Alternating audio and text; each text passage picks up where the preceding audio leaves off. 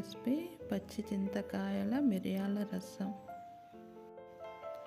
ఈ రసంకు కావలసినవి 1½ స్పూను మిరియాలు, ఒక 15 వెల్లుల్లి రెబ్బలు, 1 స్పూను జీలకర్ర, 1/2 స్పూను మెంతులు, కొంచెం కరివేపాకు, ఒక 50 గ్రామ్స్ చింతపండుని ఇలా నానబెట్టుకున్నాను నీళ్ళలో.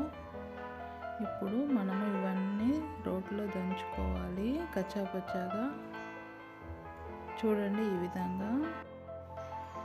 మనం ఇప్పుడు 2 స్పూన్ల ఆయిల్ వేసుకోవాలి.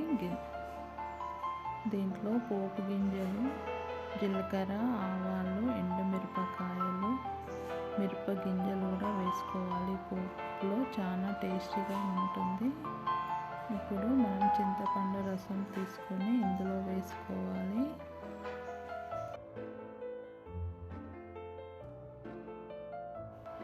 ఒక 1/2 టీ స్పూన్ పసుపు, 2 స్పూన్స్ సాల్ట్ వేసుకోవాలి. చింతపండు పుల్లగా ఉంటుంది కాబట్టి సాల్ట్ ఎక్కువగా పడుతుంది. ఇప్పుడు మనం కరివేపాకు వేసుకోవాలి.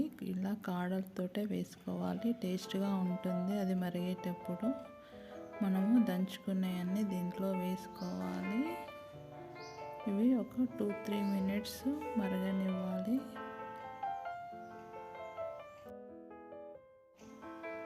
ఇది వేడి వేడి అన్నంలో చాలా బాగుంటుంది ఈ మిరియాల రసము.